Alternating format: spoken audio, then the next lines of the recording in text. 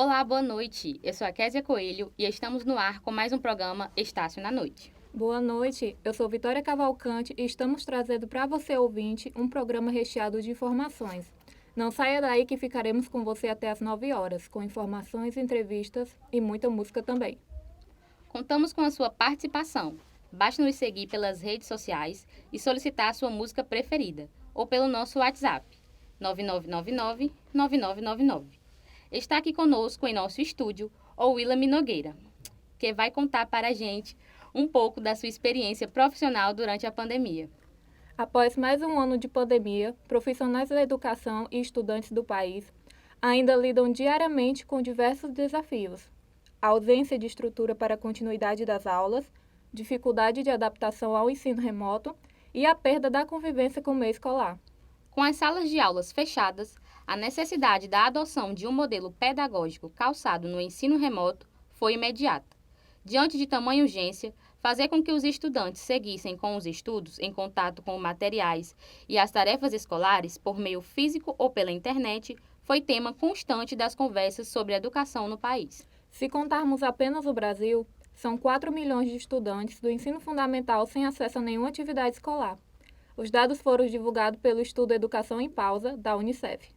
70% das redes de ensino declararam ter cumprido o ano letivo de 2020. 5,5 milhões de estudantes no Brasil não tiveram acesso ou tiveram acesso limitado às atividades escolares. 78,6% foi o grau de dificuldade de acesso à internet pelas redes sociais. A pandemia acelerou problemas e acentuou as desigualdades sociais. No processo educacional não é diferente, e o peso da suspensão das aulas, da oferta e acesso às atividades educacionais e ainda a perda das relações vão impactar diretamente no desenvolvimento do país como um todo da educação, que é um instrumento de transformação. E agora vamos conversar com o Willam, que desde 2014 vem atuando na área da educação. Boa noite, Willam. Conta um pouco para a gente sobre a sua experiência profissional na área da educação. Boa noite, meninas, né? Desde já agradecer aqui o convite, dizer que é sempre um prazer poder falar sobre educação e falar daquilo da nossa trajetória, né? Nessa área que é um desafio hoje no nosso país. Então, assim, desde 2014 eu tenho por formação administração, né? Um pouco relevante na empresa, depois saí para a educação, mas desde que saí da escola tinha um amor pela educação, né? No entanto que comecei pedagogia, mas não me encaixei totalmente na educação. Então, fiz o curso de administração e depois de passar por várias empresas, atuar realmente na minha área quanto administração, iniciei o processo na educação quanto professor, né? E aí fui ser professor numa escola profissionalizante lá em Horizonte. E aí, em seguida, comecei a atuar também na área acadêmica, né? Fui ser professor universitário. E aí iniciei o meu processo na vida da educação. E, paralelo a isso, tinha projetos também, porque tem um espírito muito empreendedor. Então, eu queria fazer educação, mas também queria atuar na perspectiva empreendedora. Então, iniciei alguns negócios, né? Tive agência de marketing, tive uma gráfica, tive uma produtora de eventos, mas todos três levei à falência por um único motivo, né? Primeiro de tudo, porque assim, quando você vai realmente iniciar um processo empreendedor, tem a paixão, mas você tem que, além da paixão, você tem que saber gerir e tem que gostar do que faz, né? E eu tinha a paixão por empreender, só que eu não gostava do que eu fazia, né? E aí foi quando realmente, em 2017, eu consegui casar ao saber fazer gestão, o amor pelo que fazia e o amor pelo empreendedorismo, né? Foi quando realmente iniciei o processo de montar a minha escola de ensino médio em Horizonte. E aí foi quando uniu as três coisas que aconteceu e nasceu o Centro Educacional Méritos, que é a escola que a gente tem em Horizonte hoje. Primeira escola de ensino médio em Horizonte. Então, assim, desde 2014 eu venho atuando na perspectiva da educação, mas desde 2017 que vem mais fortemente na perspectiva do empreendimento na educação. Willam, e como empresário na área da educação, quais foram os pontos mais críticos durante o tempo de paralisação geral por conta da pandemia? O medo.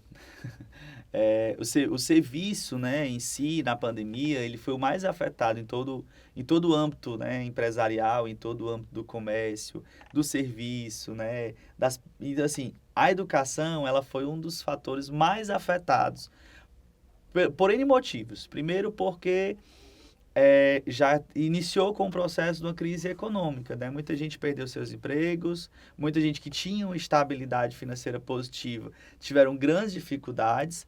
A escola tinha que manter o sistema de ensino independente se existia inadimplência ou não daqueles alunos.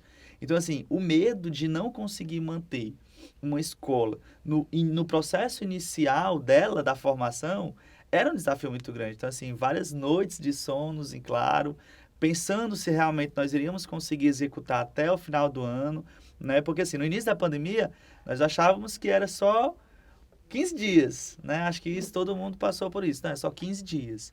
E aí foi 15 dias, depois foi mais 15 dias, e aí esses 15 dias eles sempre iam se renovando. E para conseguir entender tudo isso, para conseguir criar uma estratégia comercial, uma estratégia pedagógica, que realmente não levasse um prejuízo nem financeiro, mas e nem um prejuízo pedagógico para os nossos alunos, a primeira estratégia que a Méritos criou foi logo em seguida desses 15 dias, quando a gente começou a entender a dimensão do processo, foi antecipar as férias dos alunos, né? Então, a gente logo no início de abril, a gente iniciou as férias, para que desse um mês de planejamento. Como é que nós iríamos atuar num processo remoto? Como é que a Méritos iria trabalhar um processo difícil que nós estávamos prestes a enfrentar, né? Porque a gente não sabia que dimensão isso iria prejudicar a escola, o processo de ensino e aprendizagem desses alunos, né? Qual era o prejuízo que isso ia ter.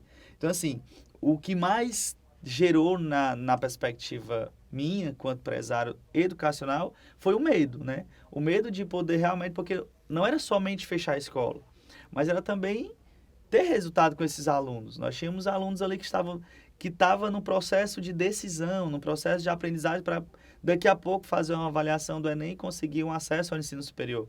Então eu tinha muito receio disso aí. Então o medo, ele foi um aspecto muito frequente, né? Logo no início da pandemia, quando isso tudo aconteceu.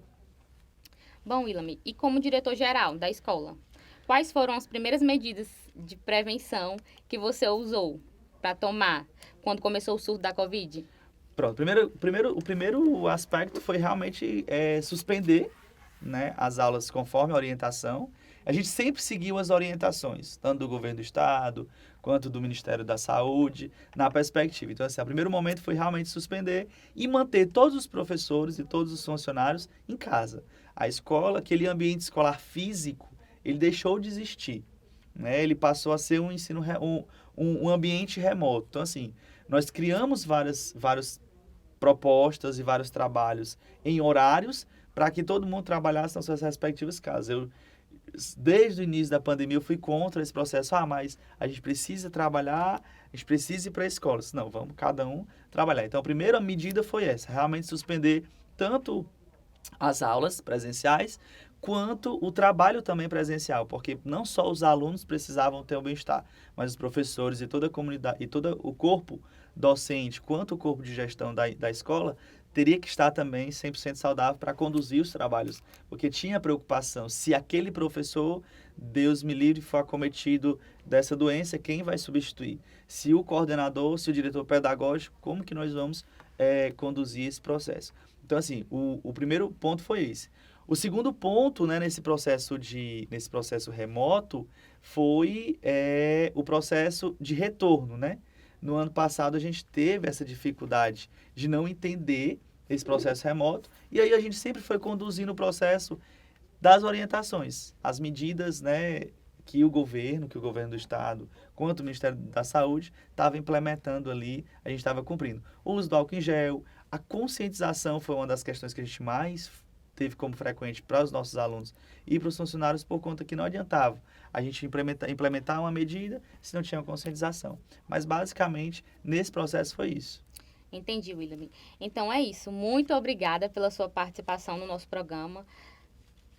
Willam, muito obrigada. E assim ficamos por aqui. Desejo uma boa noite a todos os ouvintes e até amanhã no nosso próximo encontro.